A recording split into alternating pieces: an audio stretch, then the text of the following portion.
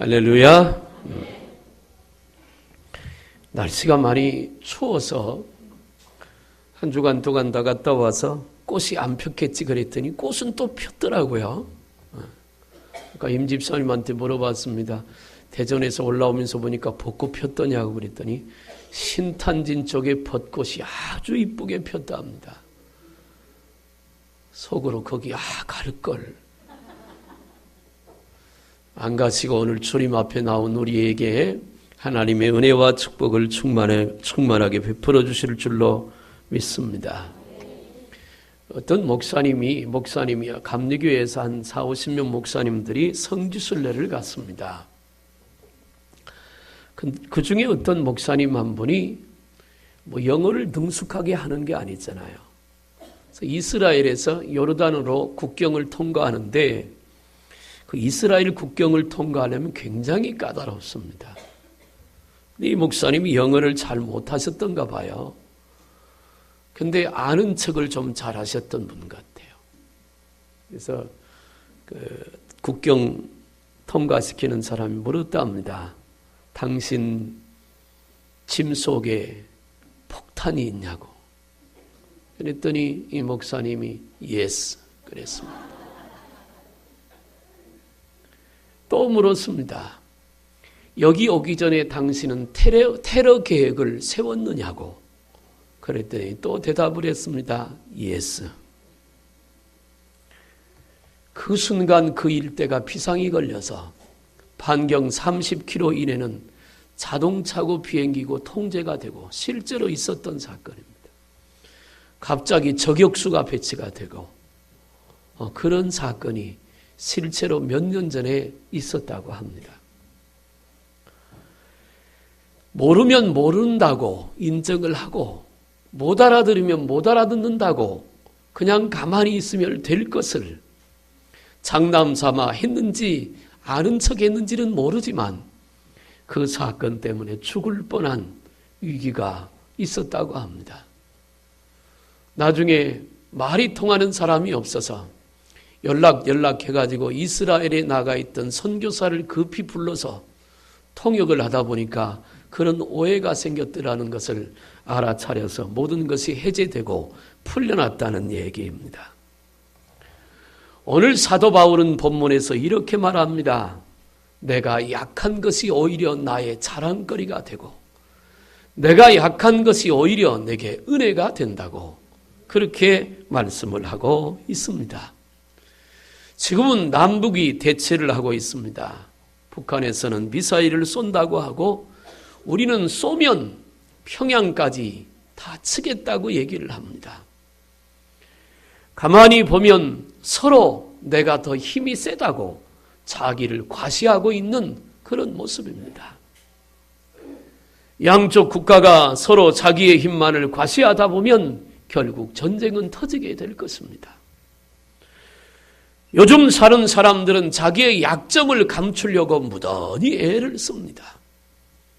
그래서 자기 약점이 드러날까 봐 없는 것도 있는 것처럼 꾸미고 모르는 것도 아는 것처럼 행동을 하고 말을 합니다.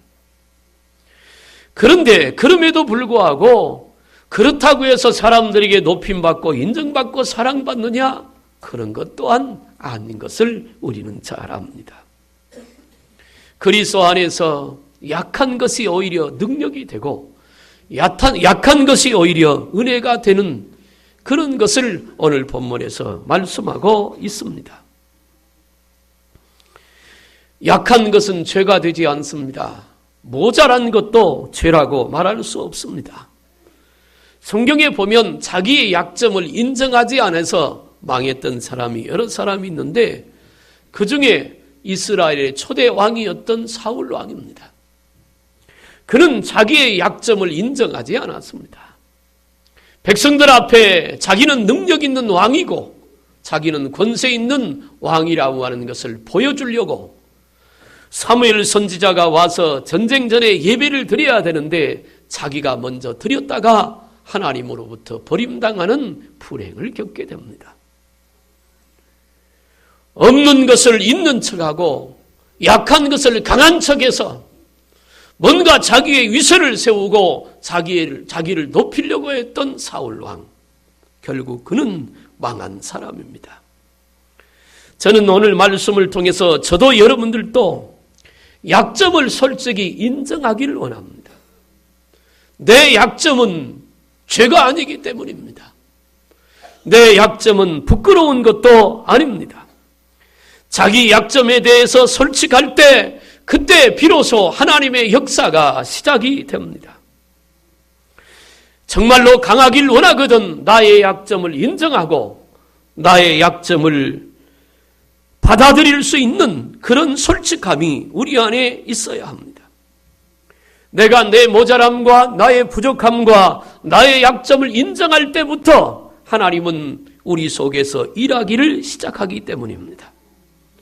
내가 잘할 수 있다고, 나 혼자 할 수 있다고, 내가 능력이 있으니, 나는 다른 사람보다 재주가 있으니, 경험이 있으니, 나는 결코 못할 일이 없다고 자기를 내세우기 시작할 때는 하나님은 그냥 계십니다. 그러나 나는 도저히 할 수 없다고 주님께 도움을 구하고 주님의 역사를 기다리고 그 주님의 역사하심을 사모하면 그때부터 하나님은 일하시는 줄로 믿습니다. 오늘 본문의 7절부터 8절에 사도 바울이 이렇게 말합니다. 여러 계시를 받은 것이 지극히 크므로 너무 자만하지 않게 하시려고 내 육체에 가시고 사탄의 사자를 주셨으니 이는 나를 쳐서 너무 자만하지 않게 하려 하심이라. 이것이 내게서 떠나가게 하기 위하여 내가 3번 주께 간구하였더니. 사도 바울은 몸에 질병이 있었습니다. 안질이 있었다는 것은 분명합니다. 눈에 늘 눈곱이 끼고, 그 옛날에 바울 시대 때는 무슨 안경이 있을 때가 아니니까 눈이 어두워서 참 고생을 많이 했다고 합니다. 그 대사도가 안질이 있어서 눈물이 늘 흐르고 눈곱이 끼고 눈이 충혈되어 있는 그런 겉보기에 별로 아름답지 못한 그런 질병을 갖고 있었습니다. 그리고 바울이 위장병을 갖고 있었다는 것은 이미 다 아는 사실이고, 학자들마다 견해가 다르지만 간질병도 있었다고 말하는 학자들도 있습니다. 어떻든 사도 바울은 3가지의 질병을 갖고 있었습니다. 그가 가서 기도하면 병든 자가 나았고, 그가 가서 복음을 전하면 죽은 영혼이 살아났고, 그가 가서 예수를 전하면 귀신들이 떠나가고 수많은 기적과 수많은 교회들이 세워지고 많은 영혼들이 바울을 통해서 예수를 믿고 구원받는 은혜가 있었습니다. 그럼에도 불구하고 정작 바울 자신은 그런 질병에 시달리는 삶을 살았어요. 그래서 그는 하나님께 구합니다. 하나님 고쳐주세요.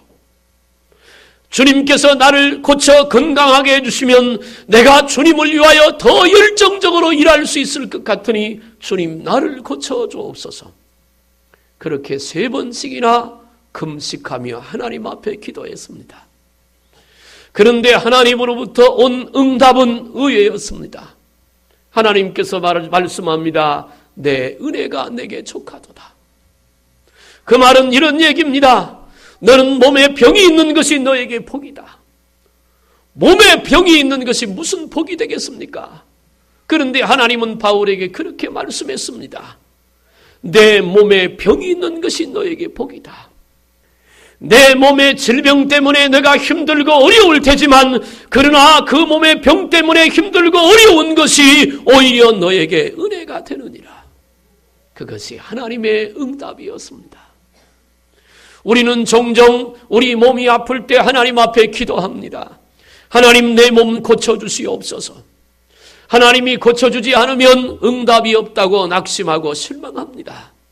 그러나 하나님은 우리의 아픔도 아시고 우리의 어려움도 아시고 우리의 괴로움도 아시기 때문에 우리 기도도 듣고 계시고 우리 기도에 대해서 하나님이 원하시는 대로 응답하심을 믿으시길 바랍니다.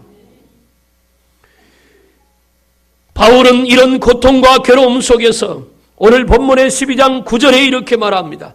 나에게 이르시기를 내 은혜가 내게 족하도다. 이는 내 능력이 약한 데서 온전하여짐이라 하신지라. 그러므로 도리어 크게 기뻐함으로 나의 여러 약한 것들에 대하여 자랑하리니 이는 그리스도의 능력이 내게 머물게 하려 함이라.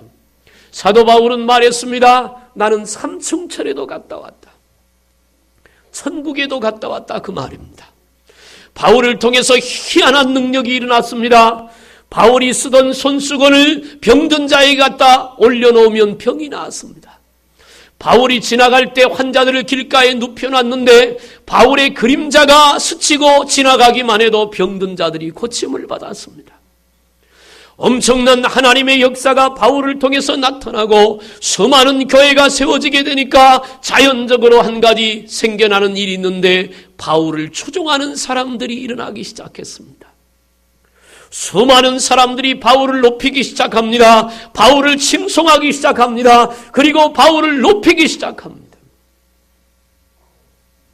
만약에 바울이 사람들의 추종함과 높임을 따라 바울이 교만해졌더라면 어쩌면 바울은 한 시대에 쓰임받고 버림받는 불쌍한 사도가 되었을 수도 있습니다.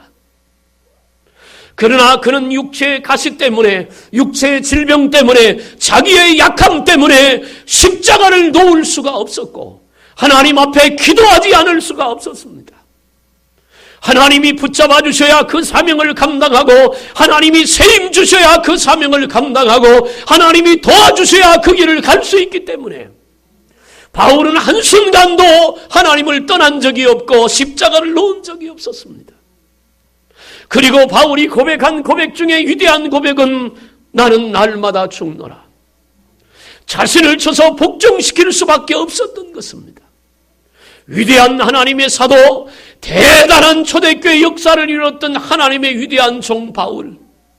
그러나 그 위대한 이면에 바울의 육체에는 가시가 3가지나 있어 질병으로 고통당하고 괴로웠지만 그러나 그것을 은혜로 받아들였던 바울, 그것을 감사함으로 받아들였던 바울, 내가 자랑할 것은 나를 통해서 병 고친 것을 자랑하지 않고 나를 통해서 귀신이 쫓겨간 것을 자랑하지 않고 나를 통해서 수많은 사람들이 예수 믿고 교회가 세워진 것을 자랑하지 아니하고 바울은 내가 약한 것을 자랑했다고 오늘 본문에서 말씀하고 있습니다. 사랑하는 여러분, 앞서 말씀드렸지만 내가 가지고 있는 약점은 죄가 아닙니다. 내가 할 수 없는 한계점에 다다라 있다는 것은 죄가 되지 않는 것입니다. 중요한 것은 내 약점이 있는데 그 약점이 있을 때, 나의 한계점이 다다랐을 때 무엇을 붙드느냐가 죄가 아니고 죄이기가 결정이 됩니다. 내가 연약했을 때, 내가 감당할 수 없을 때, 내 인생에 한계가 왔을 때 나의 능력이 되시고 생명이 되시는 예수 그리스도를 붙잡았으면 그를 통해서는 하나님의 역사가 일어날 줄로 믿습니다. 그런데 어떤 사람은 자기의 한계에 다다랐을 때 권력을 보여잡습니다.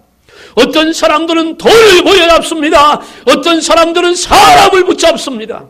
그래서 죄를 범하게 되는 것입니다. 아브라함의 약점은 죽음에 대한 두려움이었습니다. 그래서 가나안 땅에 기근이 들어서 아브라함과 사라가 애굽 땅에 내려갔을 때 자기 아내하고 말합니다. 내가 죽을까 두려우니까 너하고 나하고 너희 동생이라고 하자. 그래서 바로와에게 사라가 빼앗길 뻔했던 그런 일이 있습니다. 죽음에 대한 두려움이 컸습니다. 그러나 하나님께서 아브라함에게 100세 때 이삭을 얻게 함으로 그에게 부활신앙을 주심으로 죽음을 극복하게 하셨습니다. 이스라엘의 위대한 지도자, 애굽에서 430년간 종살이하는 이스라엘 백성을 이끌어내는데 하나님처럼 쓰임받았던 지도자가 모세입니다. 그런데 그 모세의 약점은 성질입니다. 다혈질입니다.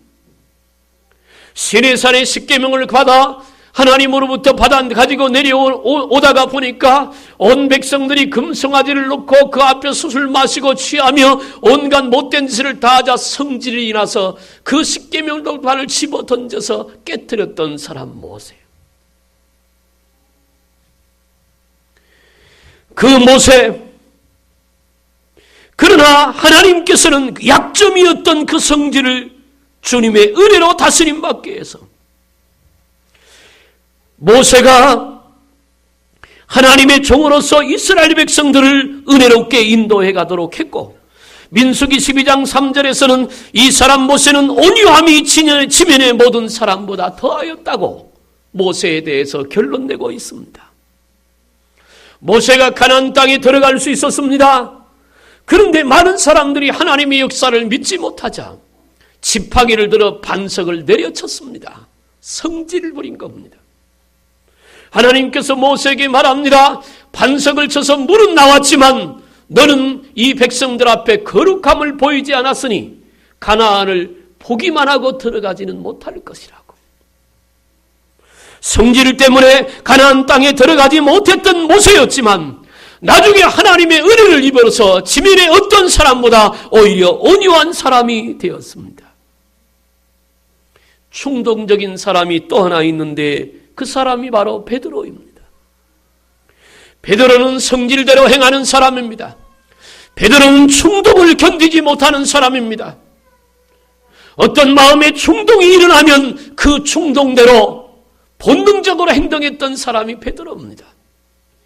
그런데 베드로가 자기의 약점을 주님 앞에 내놓을 때 마태복음 16장 18절은 또 내가 내게 이르노니 너는 베드로라 내가 이 반석 위에 내 교회를 세우리니 음부의 권세가 이기지 못할 것이라고 말했습니다. 하나님은 자기의 약점을 솔직하게 인정하고 하나님께 도움을 구하는 그런 사람을 붙들고 쓰실 줄로 믿으시길 바랍니다. 다시 말합니다. 나의 약점과 부족함은 부끄러움이 아닙니다. 그것은 죄가 아닙니다. 나의 약점과 부족함은 하나님께 나아가기 위한 아주 좋은 기회가 되고 재료가 될 뿐입니다. 사랑하는 여러분, 여러분들이 정말 강한 능력 있는 성도가 되길 원한다면 하나님 앞에서 나의 부족함과 연약함을 인정하시길 바랍니다. 그리고 그 주님을 붙잡기를 바랍니다. 두 번째는 약점에 대해서 감사하면 오히려 약함이 강함이 될 줄로 믿으시길 바랍니다. 오늘 본문 12장 10절에 사도 바울은 이렇게 말합니다. 그러므로 내가 그리스도를 위하여 약한 것들과 능욕과 궁핍과 박해와 곤고를 기뻐하노니 이는 내가 약한 그때에 강함이라. 오히려 자기가 약한 것을 기뻐한다고 바울은 말합니다. 환난이 오고 핍박이 오고 곤고가 있을 때 바울은 오히려 그것 때문에 즐거워하고 기뻐한다고 성경은 그렇게 증명하고 있습니다. 욥기서 42장에 보니까 욥이 복받는 장면이 있습니다. 그런데 말이에요. 욥기서 1장에 보면 욥이 하나님 앞에 믿음을 갖고 삽니다. 그러다가 마귀를 통해서 어느 날 갑자기 망하게 됩니다. 망했을 때도 욥은 범죄하지 않았습니다. 취하신 자도 여호와시니 주신 자도 여호와시니 취하신 자도 여호와시니 오직 여호와께만 영광을 돌릴지로다. 그렇게 고백하고 범죄하지 않았어요. 욥이 재앙 때문에 망했다는 소식을 듣고 욥기서 3장부터 욥의 세 친구가 찾아옵니다. 그리고 그 3장부터 40장까지 욥에 대해서 공격을 합니다. 너가 얼마나 많은 죄를 지었으면, 얼마나 많은 하나님 앞에 잘못을 저질렀으면 이런 엄청난 재앙이 있겠느냐고. 아파서 죽어가는 고통 중에 있는 욥을 향하여 그 마음을 다 찔러서 고통스럽고 아프게 만듭니다. 그런데 성경은 뭐라고 증명하는가 하니 그 세 친구의 지적과 욥을 괴롭히는 그 말에 욥은 한 번도 죄를 범하지 않았더라 그랬습니다. 욥기서 41장에 와서 하나님께서 세 친구를 진노하십니다. 그리고 그들에게 벌을 내리세요. 고통 중에 빠지게 되자 욥은 그 친구를 위해서 기도하기 시작합니다. 성경은 말합니다. 욥이 세 친구를 위하여 기도할 때부터 하나님께서 욥에게 이전보다도 갑절이나 더한 축복을 주셨더라. 이것은 오늘 우리가 신앙생활하는 데 중요한 축복의 원리입니다. 우리가 살아가면서 나를 힘들게 하는 사람이 있고, 나를 아프게 하는 사람이 있고, 나를 마음 아프게, 나 마음에 상처를 주고 삶에 고통을 주는 그런 사람들이 우리 주변에 있을 수 있습니다. 내가 아무런 잘못도 없는데 오해가 생겨서 그런 문제가 생길 수도 있습니다. 그런데 말이에요, 그거 아십니까? 창세기 12장 3절에 말합니다. 내가 너와 함께하여 너를 축복하는 자에게 축복하고 저주하는 자에게 저주할 것이다. 욥은 잘못한 것이 없어요. 수많은 말들로 욥의 친구들이 욥을 괴롭혔지만 범죄하지 않자 욥의 잘못이 없으므로 하나님께서 욥의 친구들을 징계하십니다. 하나님이 갚아주세요. 그래서 마태복음 6장 이하에서 용서에 대해서 말합니다. 70번씩 7번까지 용서하라고. 로마서 12장에서는 한 걸음 더 나갑니다. 너희 원수가 줄였으면 먹이고 벗었으면 입히우라. 그리고 한 걸음 더 나가서 그들을 위하여 축복하라. 그리함으로 그들의 머리에 숯불을 쌓아놓으라. 하나님 진노하심에 맡기라고 성경은 우리에게 말씀합니다. 예수님은 하나님 앞에 헌금을 드리는 한 사람을 붙들고 말했습니다.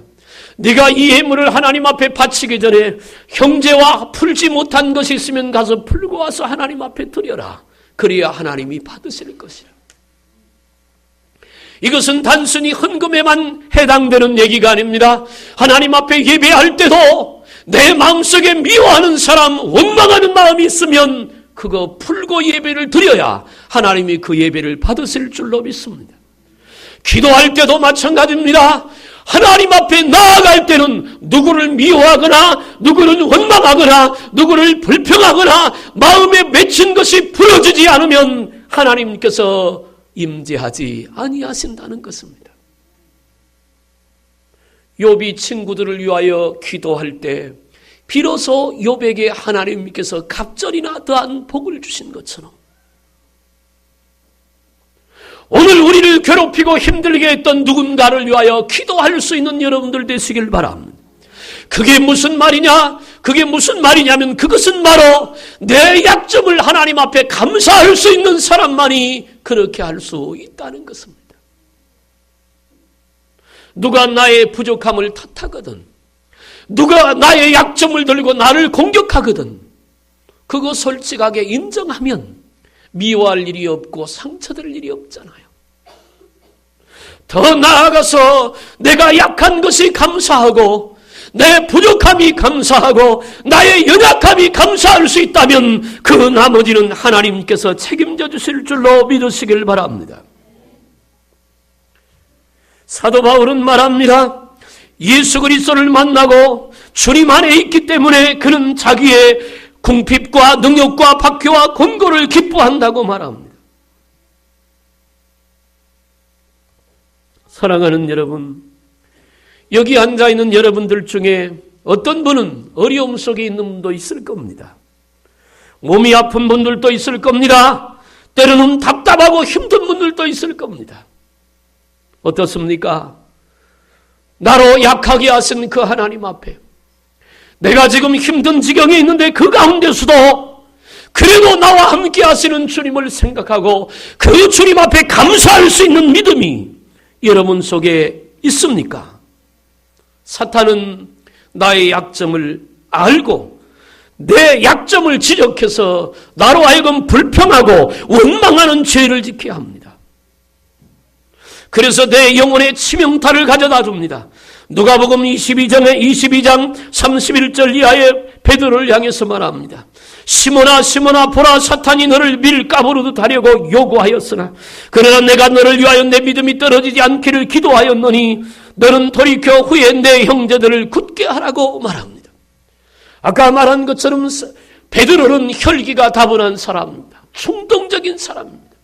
그런데 마귀는 그 혈기를 이용해서 베드로 하여금 범죄를, 죄를 범하게 말했는데 예수님께서 그를 위하여 기도했다고 말합니다. 히브리서 4장 15절에 우리에게 있는 대제사장은 우리의 연약함을 동정하지 못하실 리가 아니요 모든 일 위에 우리와 똑같이 시험을 받은 이로되 죄는 없으시니라. 로마서 8장 26절에도 말합니다. 이와 같이 성령도 우리 연약함을 도우시나니 우리는 마땅히 기도할 바를 알지 못하나 오직 성령이 말할 수 없는 탄식으로 우리를 위하여 친히 간구하시느니라. 할렐루야. 주님은 우리를 도우시는 분입니다. 내가 모자라서, 내가 연약해서, 내게 약점이 있어서 그것 때문에 원망하고 불평한 것이 아니라 사도 바울처럼 감사하고 오히려 주님 앞에 갈 수 있고 주님의 도움을 받을 수 있다며 기뻐할 때 하나님은 보좌 우편에서 약점 있는 저와 여러분들을 위해서 지금도 기도하고 계시고 우리를 도우시도록 역사하고 있는 줄로 믿으시길 바랍니다. 사도 바울은 빌립보 로마의 감옥에 갇혔습니다. 이제 죽을 날이 얼마 남지 않아 디모데에게 편지를 보냅니다.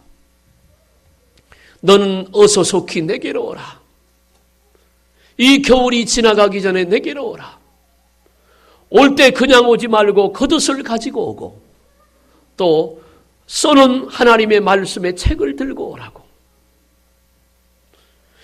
옥중에서 썼던 마지막 죽을 날을 앞에 두고 썼던 빌립보서에 가장 많이 등장했던 단어가 기뻐하라고 하는 말입니다.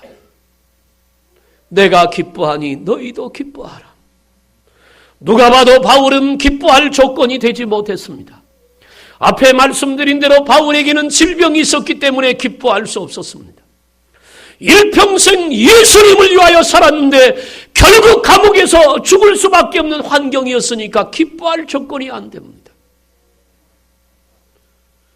그는 예수님 만나기 전에 미래가 장래가 보장됐던 축복의 사람이었습니다. 그런데 예수님을 만나고 나서 모든 것을 다 포기했습니다. 그의 젊음도 그의 인생도 하나님께 다 바쳤습니다. 그런데 그 인생의 결말이 마지막 감옥에서 죽어가는 것이라고 하는 것은 인간적으로 보면 바울은 기뻐할 일이 없고 바울은 감사할 일이 없잖아요. 그런데도 말합니다. 빌립보 교회를 말합니다. 내가 기뻐하니 너희도 기뻐하라. 내가 다시 말하노니 너희는 기뻐하라. 주 안에서 기뻐하라. 이 말은 바울 속에 기쁨이 없으면 기뻐하라고 말할 수 없는 겁니다. 하나님 앞에서 빌립보 교인들을 향하여 오늘 우리를 향하여 바울을 통해서 하나님 말씀합니다. 내가 기뻐하니 너희도 기뻐하라. 예수 안에 있으면 약점이 기쁨이 될 수 있습니다. 예수 안에 있으면 부족함이 오히려 축복의 기회가 될 수 있는 줄로 믿으시길 바랍니다. 그러므로 약점 때문에 낙심하지 마십시오. 약점 때문에 좌절하지 마십시오. 약점 때문에 원망하고 불평하지 마시고 약한 나를 강하게 하시는 주님을 의지하고 감사하시기를 주님의 이름으로 축복합니다. 우리는 그 약점을 인정하고 그 약점을 감사하되 그 약점이 포함되도록 또 노력해야 합니다. 성경의 사람들은 그런 사람들이었습니다. 삭개오의 약점은 키가 작다는 것이었습니다. 그리고 삭개오의 약점은 직업상 세리장이었기 때문에 사람들이 인정하는 도둑이었습니다. 가지고 있는 세금 거두어들이는 세리장으로서의 권력을 사용해서 다른 사람들에게 많은 것을 착복했습니다. 그리고 그걸 로마 정부에 다 보낸 것이 아니라 일부를 자기가 또 착복했습니다. 그래서 부자였습니다. 그는 자기의 가지고 있는 강점을 이용해서 자기의 썩어질 육체를 위하여 많은 것들을 모았습니다.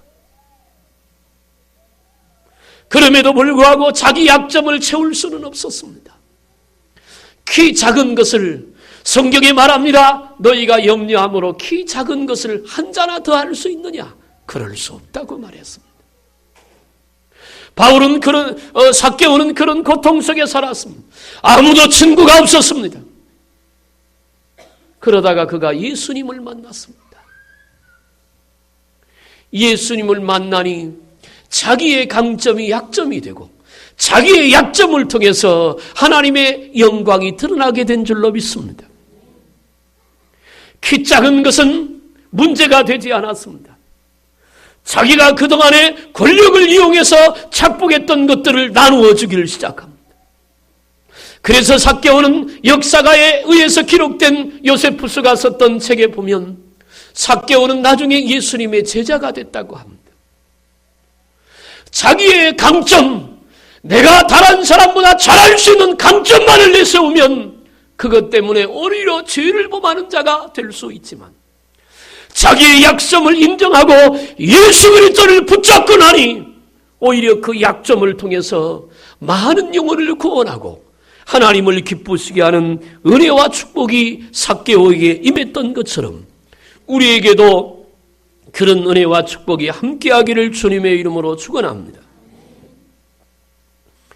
마지막으로 우리가 기억해야 될 것은 한번 따라합시다. 약함을 인정하고 주님을 의지할 때 강함을 허락하시는 분이 주님이시다. 그렇습니다. 내 약점을 인정하세요. 창세기 31장에 보면 야곱이 야복강 나루터에서 천사와 씨름하는 장면이 있습니다. 밤이 새도록 씨름합니다. 하나님께서 천사를 보내서 야곱의 강함을 깨트리는 작업입니다. 하나님께서 천사를 통해서 야곱에게 말합니다. 너는 너를 포기해라. 야곱은 말합니다. 나는 그럴 수 없습니다. 야곱이 가지고 있는 강점이 있습니다. 남을 속이는 겁니다. 머리가 잘 돌아갑니다. 그래서 야곱은 형 에서를 속여 장자의 명분을 뺏었습니다. 아버지를 속여 축복권을 뺏었습니다. 외삼촌을 속여 거부가 되었습니다. 속이는 인생이에요.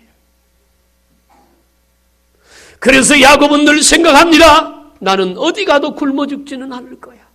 머리가 있으니까. 제가 목회했던 교회 어떤 집사님도 그런 분이 한 분 계셨습니다. 머리가 아주 잘 돌아갑니다. 정말 계산이 빠르고 상황 판단을 잘합니다.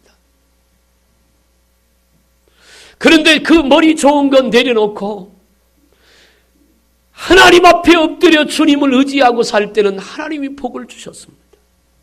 사업을 하도 잘 됩니다. 어려움이 없이 잘 됩니다.